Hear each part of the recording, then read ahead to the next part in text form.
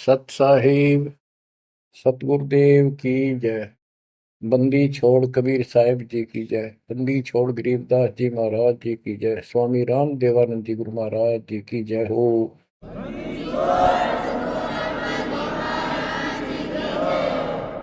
सर्व संतों की जय, सर्व भक्तों की जय, धर्मी पुरुषों की जय।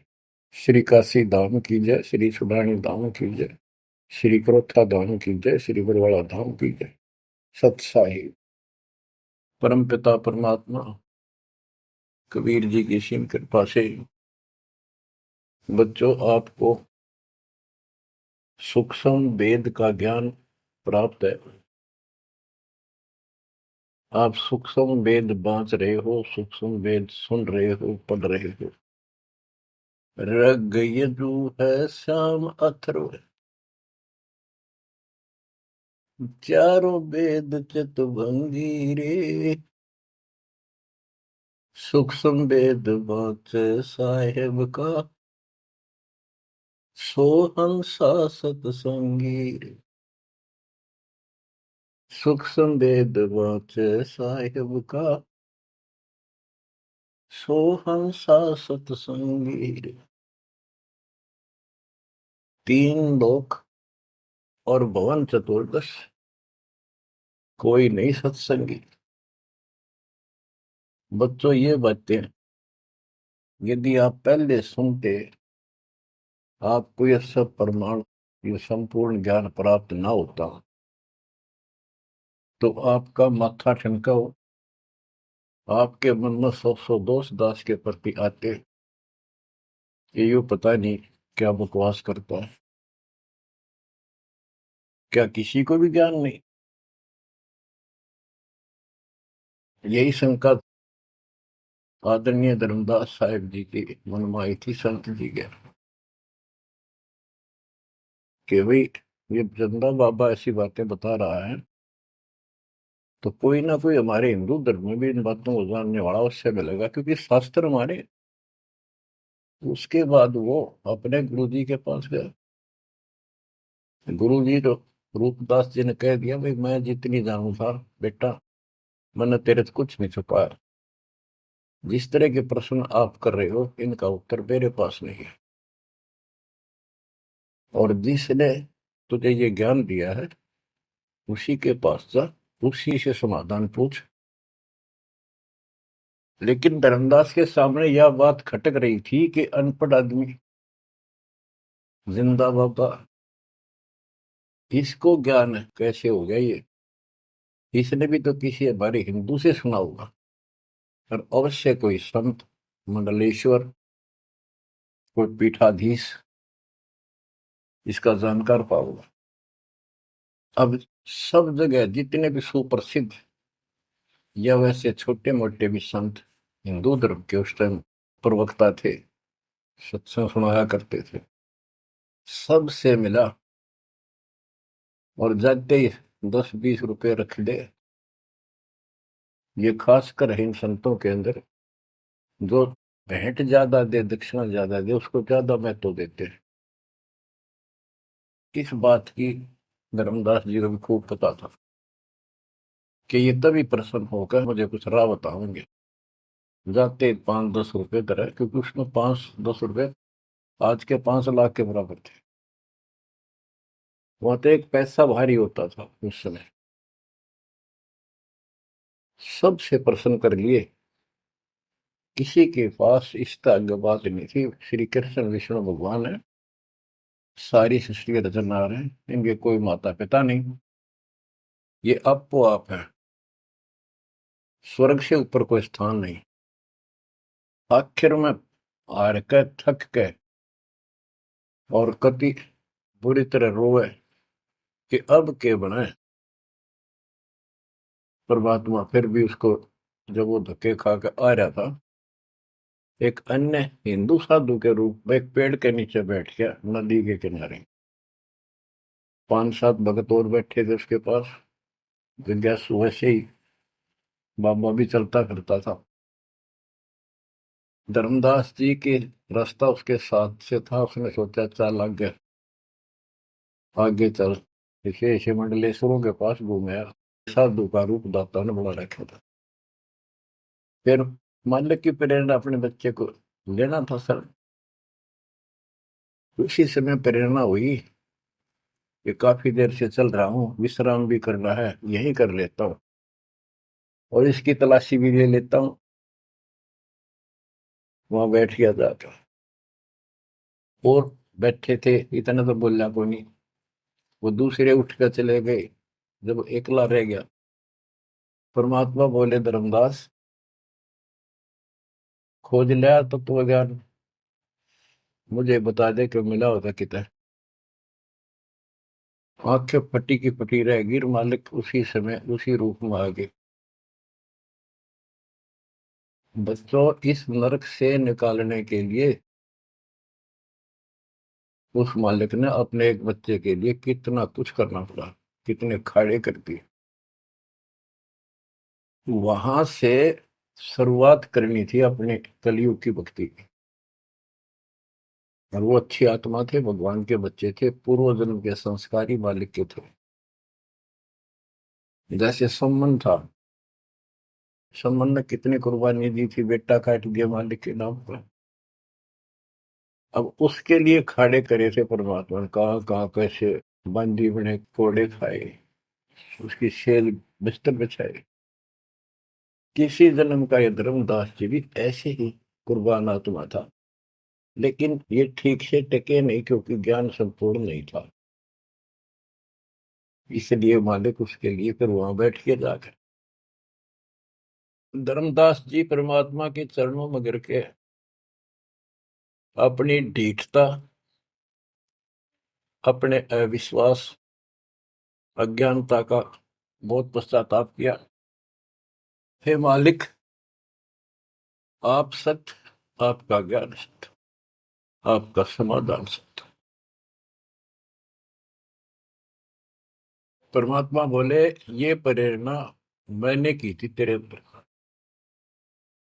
काल का बेटा बहुत लंबा जुगाड़ है, बहुत लंबा षड्यंत्र है। पाया किसी के पास ये ज्ञान। हे महाराज, ज्ञान के वो तो गंध भरा, काम करो सारा सड़ रहे हैं। तो बच्चों, अब आपको दास बताना चाहता है परमात्मा की महिमा और सूक्ष्म भेद वाला ज्ञान संत गरीबदास जी को प्राप्त हुआ परमेश्वर से। उनके सतगुरु और भगवान स्वयं कबीर साहब थे, जिनका गुरु भगवान और ज्ञान एक नंबर का। तो उस पर हमने विश्वास करना चाहिए, लेकिन विश्वास करने के लिए कुछ आधार होता है। हिंदू धर्म के लिए गीता और वेद, 18 पुराण, ये आधार है कि ये अध्यात्म के मूल ग्रंथ है। उन मूल ग्रंथों से आपको परमात्मा की वाणी सिद्ध कर दी। ऋग यजु है साम अथर्व, चारों वेद चित भंगी रे, सूक्ष्म वेद वाचे साहेब का, सोहन सा सतसंगी रे। तीन लोक और भवन चतुर्दश, कोई नहीं सत्संगी। क्यों? क्योंकि उनके पास ये तत्व ज्ञान नहीं। बच्चों, यजुर्वेद अध्याय 40 मंत्र 10 में यही कहा है, कोई तो भगवान को साकार कहता है, रामकृष्ण रूप में, अवतार रूप में आने वाला। अन्य कहते हैं वो कभी साकार होता ही नहीं, वो तो निराकार है। परमात्मा साकार है या निराकार है, किस स्थिति में आता है, वो कैसे लीला करता है, इसकी जानकारी किस तत्वदर्शी संतों से पूछो। गीता अध्याय 4 श्लोक 34 में और 32 में स्पष्ट भी कर दिया कि जो तत्व ज्ञान होता है वो परमात्मा अपने मुख कमल से आकर बोलता है। ऋग्वेद मंडल नंबर 9 सूक्त 94 और मंत्र नंबर 2 में कहा कि वो परमात्मा कवियों की तरह आचरण करता हुआ घूमता फिरता है।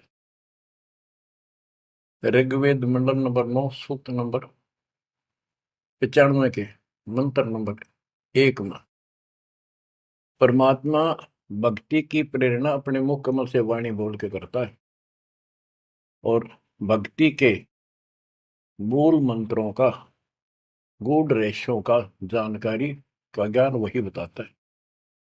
गीता अध्याय 4:34 में कहा कि उस तत्व ज्ञान को जो स्वयं मालिक बोलता है, कवियों की तरह काव्यान चौपाइयों में, श्लोकों में और शब्दों के माध्यम से, वो तत्व ज्ञान है, उसको किसी तत्वदर्शी संत से पूछो।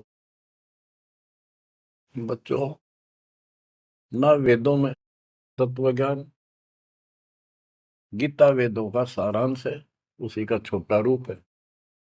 तो इनको ज्ञान, इनमें ज्ञान नहीं है, वो तत्वदर्शी संत से पूछो।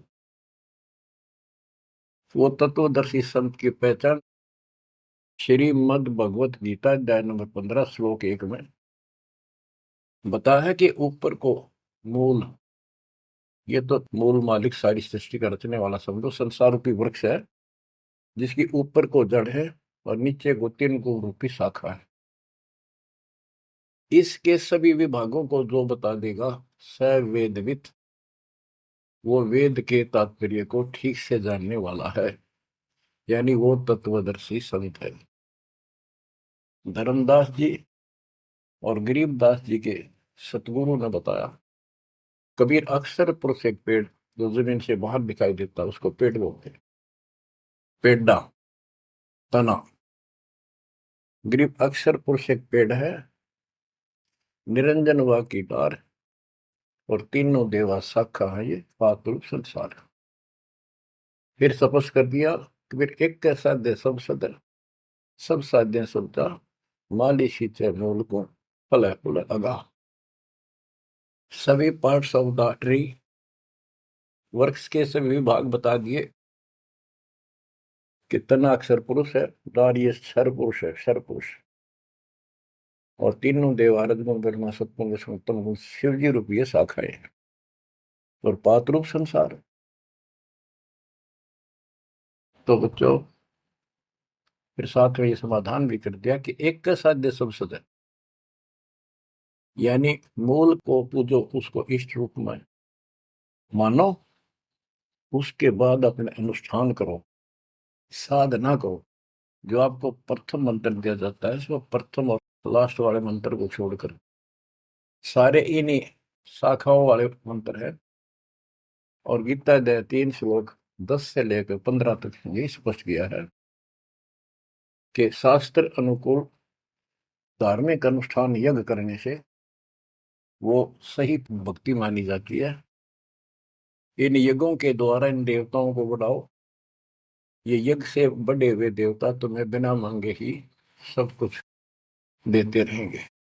और उस परम अक्षर पूर्ण परमात्मा को इष्ट रूप में प्रतिष्ठित करके फिर सारे धार्मिक अनुष्ठान करो।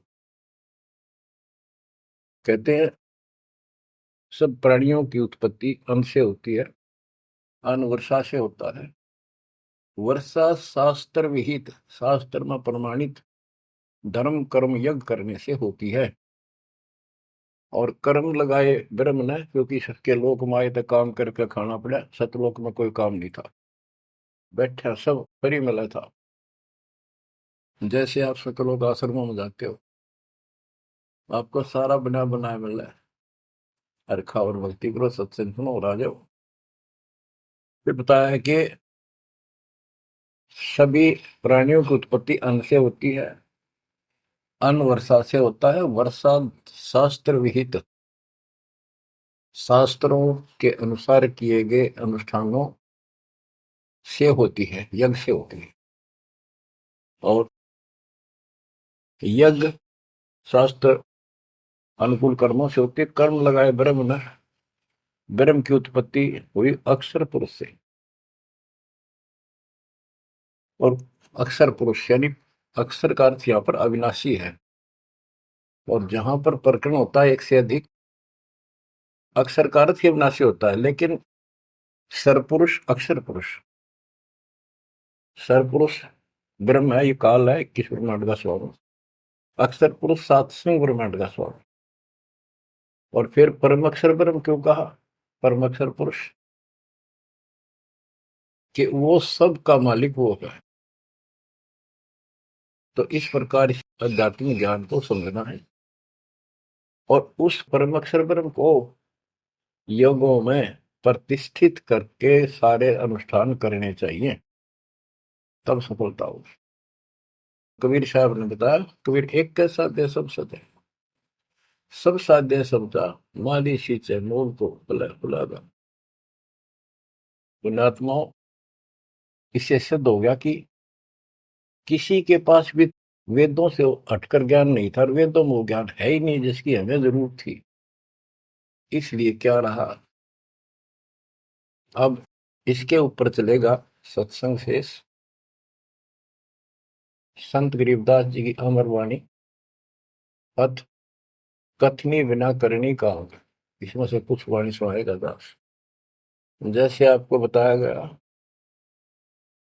कि काशी विद्यापीठ पढ़ ब्राह्मण आते थे, उनको विद्वान माना जाता था, उनकी दुकान बढ़िया चला करती थी यहाँ भोले समाज में। तो गरीबदास जी उस पढ़ाई के बारे में कहते हैं जो वो पढ़ा करते हैं, केवल लोगों को ठगने के लिए।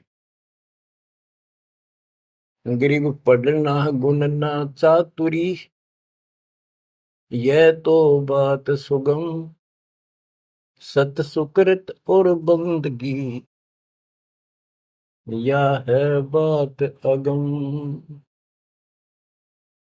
के गीता वेद पुराण पढ़े लिए, चतुरता दिखा दी, बड़े बड़े लेक्चर झाड़ दिए, ये तो बहुत आसान है।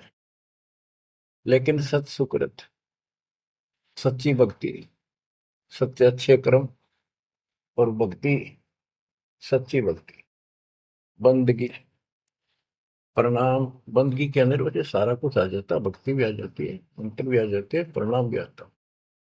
कई बार विशेष तौर पर बंदगी प्रणाम को बोलते हैं, बंदगी प्रार्थना भी कही जाती है।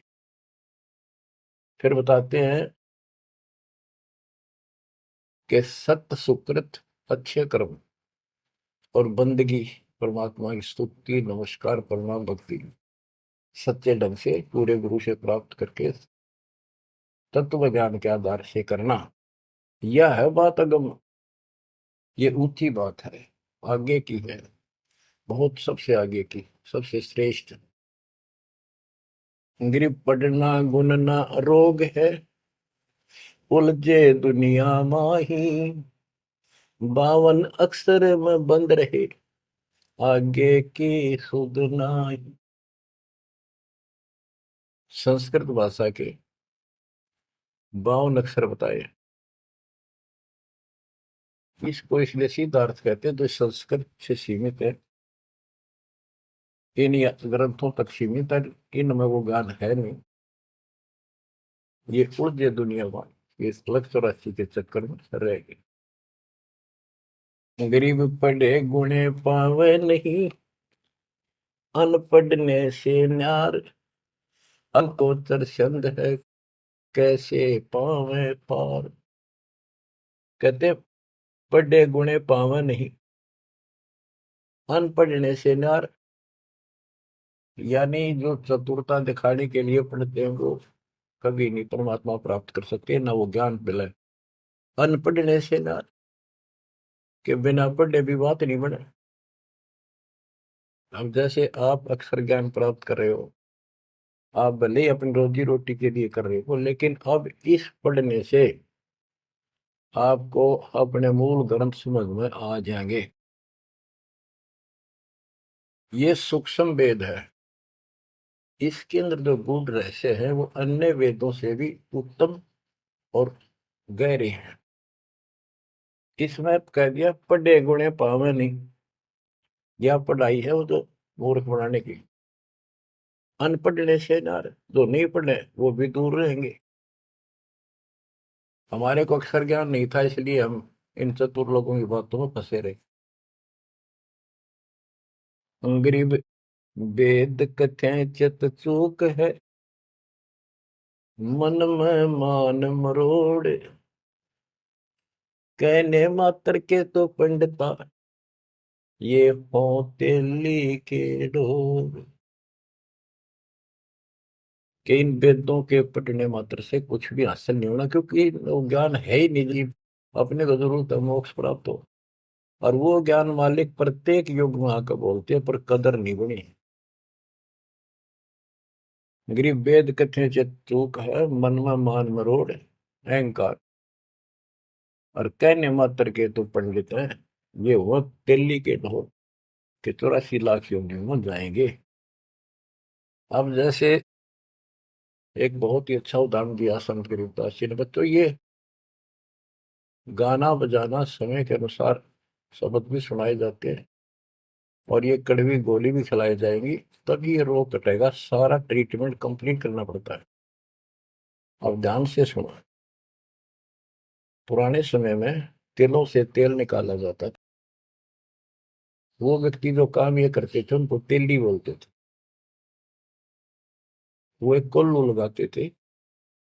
वो कोल्लू एक मशीन होती है, जिसमें 3 4 गिरारी सी होती, मोटी मोटी भारी भारी, और उसके ऊपर एक ऐसा पात्र लगा होता है जिसमें नीचे सुराख होता है, और उसमें सरसों डाल दी, तिल डाल दिए, वो धीरे धीरे नीचे जाता रहता। कोल्लू चलता है, एक लंबे लकड़, लंबा लकड़, कम से कम भी 15 20 फुट लंबा।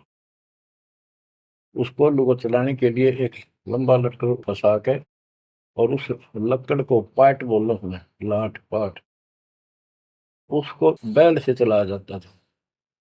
और वो बैल उस लकड़ की जितनी लंबाई होती है उसके में ही सर्कल में घूमना होता था उसको। वो सर्कल होता था, उसके एक सर्कल में घूमता था, सेम कति फिक्स्ड होता था उसका डायमीटर। उसी परिधि में वो बैल घूमता रहता था, और उधर से कोल्लू चलने से तेल निकलता। उस कोल्लू को चलाने के लिए एक बैल का प्रयोग किया जाता था। वो उस लकड़, लंबे लठ, 15 20 फुट 25 फुट लंबे लठ के एंड पे, लास्ट में एक कुंडा डाल कर उसमें रस्सा बांध कर, और उस बैल के दोनों तरफ कंधे से बांध दिए जाते थे रस्से, और उसको चलाया जाता था। तब वो कोल्लू घूमता था, और उसमें डाले हुए सरसों या तिल, उनका तेल निकलकर बाहर आता था, वो तेली कहलाता था। और उसको खींचने वाला तेली का बैल का है। उस बैल के आंखों पर पट्टी बांध दिया करते थे, और एक आदमी उसके पीछे होकर 2 3 बार उसका लठ मारता जोर के, और वो बहुत तेज चलता। तो फिर उसको ये भय हो जाता कि लठाड़ा तेरे पीछे पीछे है। वो अपने आप स्पीड में रहता था, और इस तरह वो सारा दिन चलता था। बीच में थोड़ी बहुत देर पानी पिला दिया, चारा खिला दिया, फिर जोड़ दिया जाता। तो उसका केवल सीमित दायरा था, उससे 12 कदम भी नहीं जा सकता था वो। अब इसके ऊपर ये कुछ वाणियां आपको समझाने के लिए बताना पड़ा। इतना गजब का ज्ञान दिया इसमें, 100 का 100 सत्य है। गरीब वेद कथे चित चूक है, मन में मान मरोड़, कहने मात्र के तो पिंडता, ये हो तेली के डो। ये अगले जन्म में तेली के बैल बनेंगे। एक तो उदाहरण ये दिया है कि वो साधना ठीक नहीं करते तो शुद्ध नहीं हो जाएगा। फिर पीछे तू पशुआ की जय, गद्दा बैल बनाई, ये 56 भोग कहावन बोरे, कहीं कुरड़ी चरने जाई। इस वाणी का तो ये अर्थ है। अब इसके ऊपर आगे देखो। गरीब आंख बंद है दिखे नहीं, चल मारो मार, तेली के तो बैल को घर ही कोस हजार, के आंख बांध दी बैल की और उधरता चालो मारो मार, वो स्पीड पे चलता रहता। उस तेली के बैल को उस सर्कल के अंदर ही सारा दिन एक महीने में 50,000 कोस एक महीने में तय कर देता, यानी एक कोस 3 किलोमीटर, यानी 1.5 लाख किलोमीटर वो एक महीने में पूरे कर देता। उसमें चल चल के इतना सफर तय कर लेता, रहता वही ठेकान, एक कदम उससे बाहर नहीं जाता। बच्चों ये स्पिरिचुअल लेक्चर है या आध्यात्मिक घंटी दे रहा हूं आपकी स्कूल की। इसको ऐसे समझाने से आपके अंतःकरण में योगदान रचेगा। एक क्या होता था पहले, जैसे फसल होती थी गेहूं चने, इनको अलग करने के लिए भूस से एक गाटा जोड़ा जाता था, गाटा। उसके बीच में एक लठ गाड़ के मोटा था, उसका रस्सा बांध के फिर 5 7 10 पशु, जिसमें भैंस गाय काटड़ा काटड़ी ऐसे शरीर में बांध दिए जाते थे, और बीच में लठ गाड़ दिया, उसके चारों तरफ वो भूस डाल देते थे, चने या गेहूं। क्योंकि दास ने देखा है हम किसान के गर्जनों था, इसलिए 90% बच्चे किसान वालों को पता नहीं, जो शहर में रहते हैं वो भूसे कैसे निकलता था, जिसकी ये वाणी जिस बारे बोली है। अब तो मशीनों से निकल जाता है, कट कट कट कट 6 घंटे में। पहले महीना महीना लगे रहा करते। दास का जन्म ऐसे समय में दिया दाता ने जब वो 5505 निकट आ रहा था, और वो पिछला प्रोसेस सारा पता है जो एक वाणी में बोला गया है। दास को समझने में आसानी रही, आपको समझाने में आसानी होगी। तो उसको हम तो गाटा बोला करते, गाटा जोड़ रखे है। वो सारे पशु एक लाइन में चलते रहते, चारों तरफ घूमते, जैसे तेली का बैल घुमा करता। ये उस फसल को काटने के लिए उनके पैरों के नीचे वो फसल कट जाती, छोटा छोटा तूड़ा भूस बन जाता। फिर उससे गेहूं चने अलग कर लेते और भूस अलग हो जाता। उसको गाटा बोला करे। और पलवल साइड इधर फरीदाबाद साइड में उसको धाए बोलते थे, धाए। धाए यानी पशुओं का एक समूह, एक से एक गले का रस्सा बांध दिया जाता था। वो बाहर नहीं जा सकते, अंदर आ नहीं सकते, क्योंकि एक दूसरे को धक्का नहीं दे सकते। वो एक लाइन में चलते थे चारों तरफ सर्कल में। अब इसको इन अज्ञानी गुरुओं के ऊपर सेट किया है दाता संत गरीबदास जी ने इस वाणी को। गरीब दाएं जुड़ी अज्ञान की, गह घाटा ठोरे, एक पेड़ चाले नहीं, काटे बड़ी बड़ी खोर। कि जैसे वो पशुओं के द्वारा धाय जोड़ के घुमाई जाती है और वहीं घूम रहे होते, उससे अलग एक कदम नहीं जा सकते। तो जितने भी ये संत हैं, इन्होंने अपने अपने चेले बांध रखे अपने अज्ञान वाले लटके। गुरु बन कर बैठ गया और उसको पशु बांध रखे, पशु पुत्र। वो इस जन्म मरण के चक्कर में यही गाटा गा रहे हैं, यही दाएं चल रही है उनकी। एक पेड़ चाले नहीं, और कड है बड़ी बड़ी खोर। खोर मैंने बड़े बड़े कदम रखे, तेजी से चलना, पाथे डंडे लागे होंगे। तो ये सारे जितने भी चेले हैं, उनके जितने गुरु हैं, उनके जितने शिष्य हैं, उनको तो धाए बताई ये गाटा, और इस जन्म मरण के चक्कर को एक ये सर्कल बताया कि इसी में ये घूम रहे हैं। एक कदम इस तरह बाहर नहीं जा पाए। जाना सतलोक है। जैसे किसी ने सफर करना है तो कदम जितने रखेगा मंजिल की ओर होते हैं, ठीक रास्ते पर। और ये वहीं बांध रखे और स्वार्थवश जिसने पशुओं को, वो तो उस सर्कल में घूम सके, उस तो बाहर जा ही नहीं सकता। गरीब दाएं जुड़ी अज्ञान की, गह घाटा ठोरी, एक पेड़ चाले नहीं, काटे बड़ी बड़ी खोर। गरीबदास जी ने कहा है, कोई है रे परले पार का, जो भेद कहे झनकार का। वारई गोरख वारई दत्त, यानी ये सब वार ध्रुव प्रहलाद अर्थ, वार ही सारे, ब्रह्मा भी वार, ये भी वार, सारे ब्रह्मा विष्णु महेश यहीं पर, दुर्वासा वार, ये गह गाटा ठोर। ओए होए। गरीब चार वेद सठ शास्त्र, पढ़े 18 पुराण, सतगुरु पूरा मिला नहीं, पंडित हो सी समान। ओह, कबीर साहब कहते हैं, गुरु बिन काहू न पाया ज्ञाना, जो तो था वो छड़े किसाना। गुरु बिन वेद पढ़े जो प्राणी, समझ अनुसार रहे ज्ञानी। बच्चों, एक तो होती है मान बढ़ाई, अहंकार, और एक सच्चाई जो होती है वह मान बढ़ाई नहीं कहलाती। जैसे दास कह रहा है, और जब आपको भी समझ आ गई है, स्पष्ट हो गया, आपको पता लग गया है कि गुरु बिन वेद पढ़े जो प्राणी, समझे ना सार रहे अज्ञानी। वेद पढ़े पर वेद न जाने, ये वाचे पुराण 18, और पत्थर की पूजा करे। भूल गए सब जनारा, श्राद्ध निकलवाओ, पितर पुजवाओ। क्या इन्हें वेद पढ़े, क्या इनको गुरु मिला? जय सतगुरु की संगत करते, ये सकल कर्म कट जाए, ये कोई झंझट नहीं करना पड़ता। अमरपुरी पर आसल होते सतलोक में, जहाँ कोई कष्ट नहीं, जहाँ दुख ना चाहे। तो दास ये कहे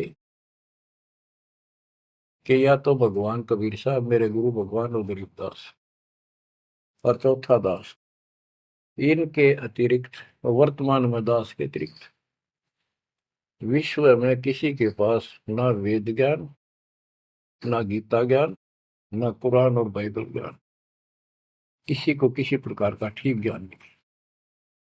इसको कोई कहे यह मान बढ़ाई करता है, उसकी अपनी समझ है, अपनी सोच है, लेकिन यह 100 की 100 सच्चाई है।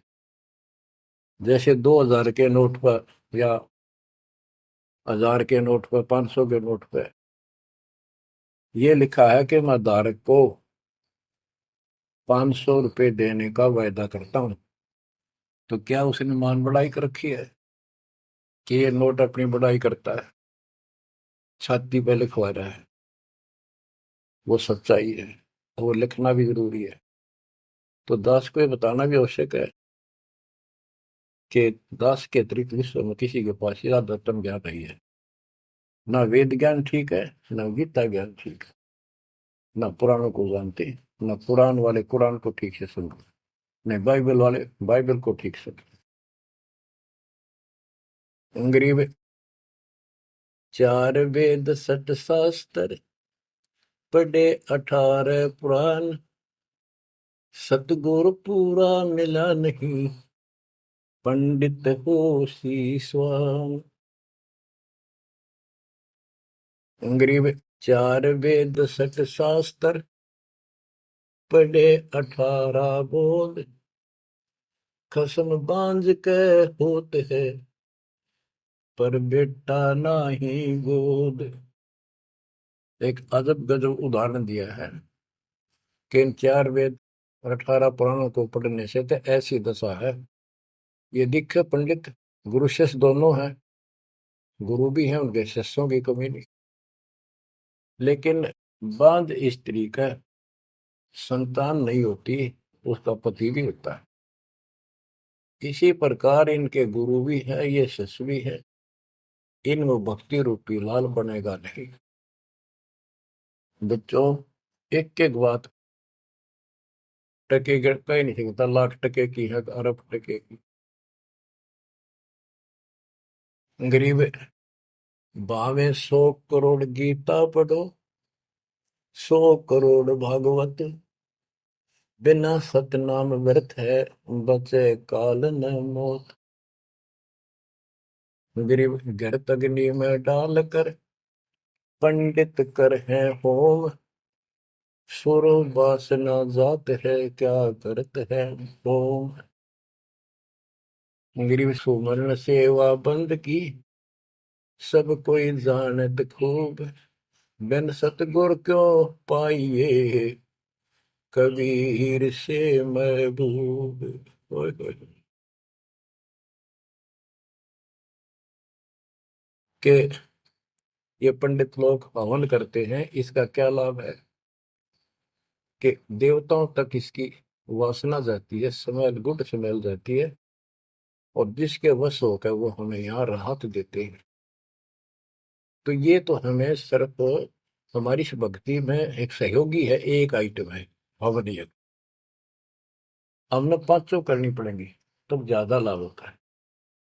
किसी रोग का ट्रीटमेंट पूरा ही करने से बात होती है। गरीब सुमन सेवा बंदगी, सब कोई जानत खूब, भग भक्ति भी करनी चाहिए, सुमन भी करना चाहिए। पर कहते बिन सतगुरु क्यों पाइए, ओए, सतगुरु के बिना कैसे मिलेगा वो कबीर से महबूब। वो भगवान कबीर से प्रिया, तो फिर ये भगवान हमारे कैसे पाओगे।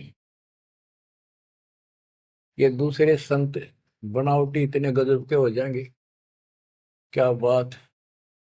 सिर पे उस्तरा करा लिया, माथे पर 3 तिलक, माला 4-5 डाल ली, लाल भगवा वस्त्र धारण कर लिए, और बैठ जाते हैं कतिया करके। गरीबदास जी कहते हैं, गरीब कोरा कलश कुम्हार का, ऊपर चित्र अनूप, वस्तु नीति समझ है जैसे जलवन को। ऊपर तूला साध का, अंतर रख्या खो।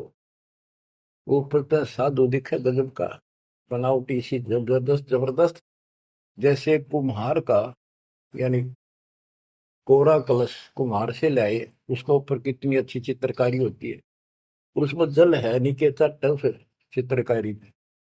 ऊपर का दिखा क्रमिया जो संत ऐसा है जिसके पास यथार्थ ज्ञान नहीं है, वो तो ऐसा है जैसे कोरा कलश कुम्हार का, ऊपर चित्र अनूप, वस्तु नीतिस्मद है, जिसके लिए लाए तो जल है नहीं मीठा। और जैसे जल बिन कुआं, जैसे कुआं बिना पानी का के काम।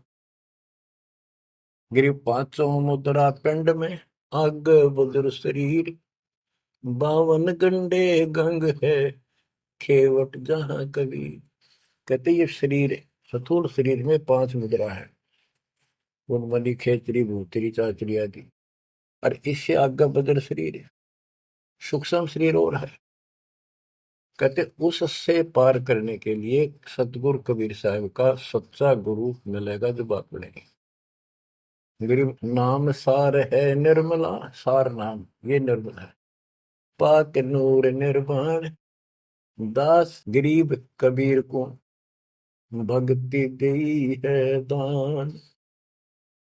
बच्चों, ये अमृत वचन है, बहुत गूढ़ और गहरे है, और आपके लिए जैसे गीता उंगलियां पर उठवा दी, वेदों का सार निकाल के आपके समझ रख दिया। छोटे छोटे बच्चे समझ रहे इस बात को, जो तीसरी चौथी कक्षा में पढ़ रहे, और जो इन काशी विद्यापीठ में पढ़ने वालों के आज तक समझ नहीं आई। तो who is Guru, who is सतगुरु, और हु इज गॉड, ये आप अच्छी तरह समझ चुके हो बच्चों। परमात्मा आपको इतना दृढ़ कर दे, जैसे सम्मन की और सेऊ थे, आप इतने दृढ़ हो जाओ, गरीब महिमा की जय संत की, तन मन धन सब दे, सिर मांगे टाला नहीं, मोर ध्वज लग ले।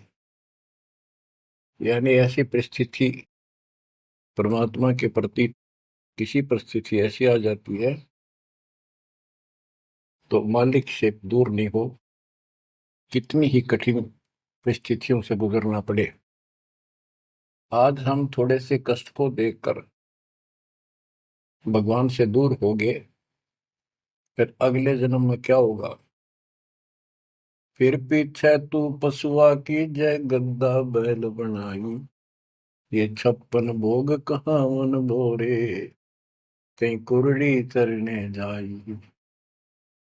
आज कोई ना कोई बहाना काल कर देगा सत्संग से उठने का, आलस कर देगा, कोई काम अड़ा देगा, या वैसे आत्मा किसी पाप के कारण रोगी हो जाती है तो अरुचि बन जाती है सत्संग सुनने में या सुमरण करने में। दान की इच्छा समाप्त होती चली जाती है, सेवा में रुचि नहीं रहती।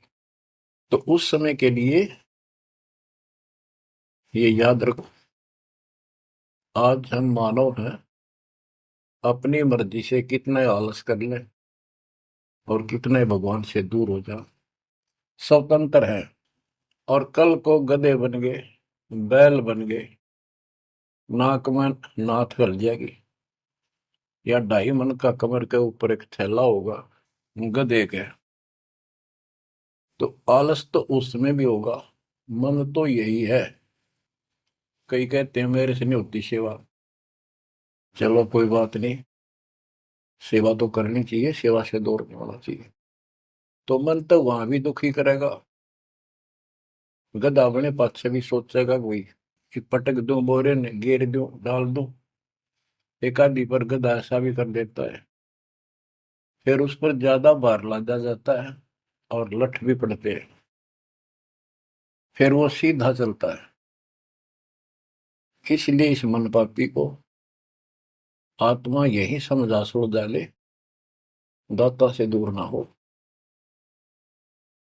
इस संसार में सुख नाम की चीज नहीं है। यदि सुख होगा, या जो नकली सुख भी अगर चाहिए तुम्हें यहाँ का, तो भी इस दाता के चरणों में मिलेगा, रहोगे तो मिलेगा।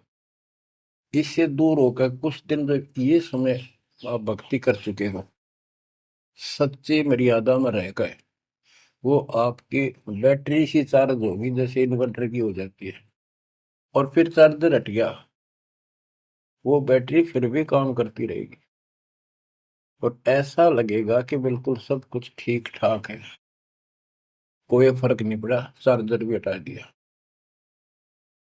जब तक वो संग्रह शक्ति है, एनर्जी है बैटरी में, वो काम पूरा करेगी। जब वो एनर्जी खत्म हो जाएगी, आगे संग्रह हो नहीं रही, तो एकदम ही वो सब सुविधा बंद हो जाएगी। पंखा भी बंद, बल्ब भी बंद, और भी कार्य कर रहे होंगे, कंप्यूटर भी बंद, फिर बहुत देर हो चुकी होगी। इसलिए इन सब बातों को ध्यान रखो, याद रखो। मुश्किल से दाव लगा 7.5 अरब आबादी में से आप ये थोड़ी सी आत्मा परमात्मा की शरण प्राप्त कर पाए हो। तो बच्चों, परमात्मा आपको मोक्ष दे, अपने चरणों में रखे, आपकी तरफ बढ़े, कुर्बान हो जाओ। सत्संग सुना करो ढंग से, देख परमात्मा ने कहां से कृपा कर रखी है।